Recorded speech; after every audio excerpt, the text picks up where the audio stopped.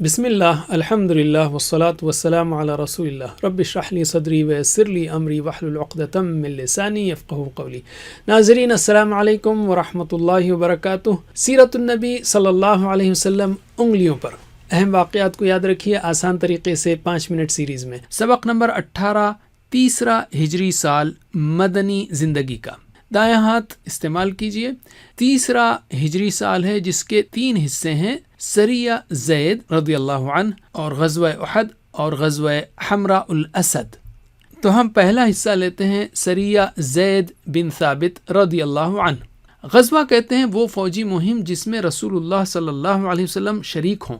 سریہ وہ فوجی مہم ہے جس کو رسول اللہ کسی صحابی کی قیادت میں بھیجیں۔ بدر کے بعد اور احد سے پہلے کچھ غزوات اور سرایا ہو چکے تھے، یہاں ان میں سے ایک اہم سریہ کا ذکر کیا جا رہا ہے۔ موسم گرما میں قریش ملک کے شام کی جانب تجارتی سفر کرتے جس کا راستہ مدینے سے گزرتا۔ اپنے تجارتی قافلے کو بچانے کے لیے قریش نے نئے راستے سے سفر شروع کیا جس کی خبر رسول اللہ تک پہنچ گئی۔ آپ صلی اللہ علیہ وسلم نے حضرت زید کی قیادت میں 100 صحابہ کو اس تجارتی قافلے پر حملے کے لیے بھیجا۔ مقصد یہ تھا کہ قریش کی طاقت کمزور ہو اور وہ صلح پر آمادہ ہوں تاکہ مسلمان ان کے حملوں سے محفوظ رہیں۔ حضرت زید نے قافلے پر حملہ کیا اور اس پر قبضہ کر لیا۔ قریش نے اس واقعے سے سبق لے کر صلح کرنے کے بجائے ایک اور بڑی جنگ کی تیاری کی، اسباق و عمل۔ نبی کریم صلی اللہ علیہ وسلم جہاں ایک جانب صلح چاہتے تھے، وہیں دوسری جانب اہل ایمان کی حفاظت کی فکر بھی آپ کو تھی۔ تکبر اور بیجا غصہ انسان کی سوچنے اور سمجھنے کی صلاحیت کو ختم کر دیتا ہے، جیسا کہ قریش نے کیا۔ علم یعنی ویڈیو روکیے اور ایک دوسرے کو سکھائیے۔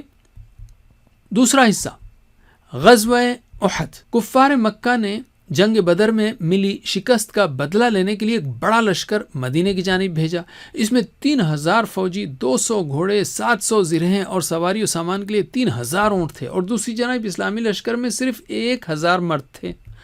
جنگ سے کچھ پہلے منافقوں کے سردار عبداللہ بن ابی نے دھوکہ دیا اور 300 لوگوں کو لے کر واپس لوٹ گیا۔ اس طرح اہل ایمان کی تعداد 700 ہی رہ گئی۔ مدینے کے قریب احد نامی پہاڑ کے دامن میں دونوں لشکروں کا مقابلہ ہوا۔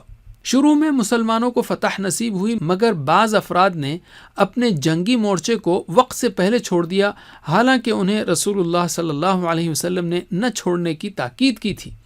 خالد بن ولید نے، جو اس وقت تک مسلمان نہیں ہوئے تھے، اپنے ساتھیوں کو لے کر اس مورچے سے حملہ کیا۔ مسلمانوں کو سخت نقصان پہنچا۔ آپ کا ایک دانت ٹوٹ گیا، نچلا ہونٹ زخمی ہو گیا اور پیشانی بھی زخمی ہوئی، یہاں تک کہ آپ کی شہادت کی جھوٹی خبر پھیل گئی۔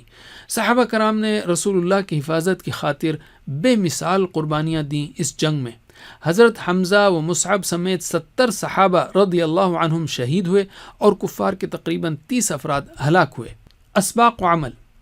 رسول اللہ صلی اللہ علیہ وسلم کی ہدایات پر مکمل طور پر عمل کرنا ہی دنیا و آخرت میں نجات کا سبب ہے۔ دین کی سربلندی کے لیے مالی و جانی نقصان برداشت کرنے والوں کو اللہ بہترین بدلہ دے گا۔ علم۔ تیسرا حصہ، غزوہ حمراء الاسد۔ احد سے واپسی کے بعد رسول اللہ صلی اللہ علیہ وسلم کو مشرکین مکہ کے دوبارہ حملے کا اندیشہ تھا، اس لیے کہ احد میں مسلمانوں کو بھاری نقصان ہوا تھا اور مشرکین کی ہمت بڑھ گئی تھی۔ آپ نے دوسرے ہی دن کفار مکہ کے لشکر کا پیچھا کرنے کا فیصلہ کیا۔ صحابہ کرام اگرچہ زخموں سے چور اور غم سے نڈھال تھے، مگر اس کے باوجود سب نے آپ کی اطاعت کی۔ مشرکین مکہ کا لشکر مدینے سے کچھ فاصلے پر تھا اور مدینے پر دوبارہ حملے کی پلاننگ کر ہی رہا تھا۔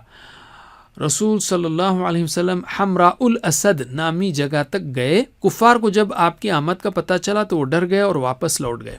اسباق و عمل۔ رسول اللہ صلی اللہ علیہ وسلم بہترین قائد تھے اور حالات پر ان کی گہری نظر تھی۔ صحابہ کرام رضی اللہ عنہم ہر حال میں آپ کی اطاعت کرتے تھے۔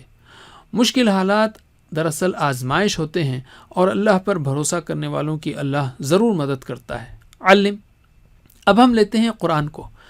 پہلے دور یعنی 1 سے 5 ہجری میں 14 صورتیں نازل ہوئیں، تقریباً 8 پاروں کے برابر۔ کم سے کم 1 سے 5 اور 28ویں پارے کو یاد رکھیے۔ تیسری ہجری میں 2 صورتیں نازل ہوئیں، آل عمران اور الصف۔ ان صورتوں کو سمجھ کر پڑھیے تاکہ مدینے کے ان حالات میں ان دنوں اللہ تعالیٰ کی جانب سے رسول اللہ صلی اللہ علیہ وسلم کو اور مسلمانوں کو کس طرح کی ہدایت دی گئی۔ حدیث۔ روزانہ ہم نہ جانے کتنی باتیں پڑھتے اور سنتے ہیں۔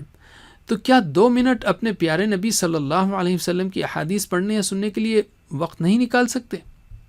اب ہم کرتے ہیں اعادہ۔ آج ہم نے مدنی زندگی کے تیسرے سال کے 3 اہم موضوعات سیکھے، تو دائیں ہاتھ کی تیسری انگلی پر اس کی پریکٹس کیجئے۔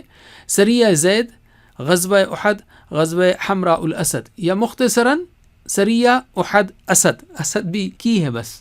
جزاکم اللہ خیر۔ کوئز کرنا مت بھولیے۔ اللہ سے دعا ہے کہ ہمیں سیرت النبی پڑھنے، پڑھانے، عمل کرنے، پھیلانے کی توفیق دے۔ والسلام علیکم ورحمۃ اللہ وبرکاتہ۔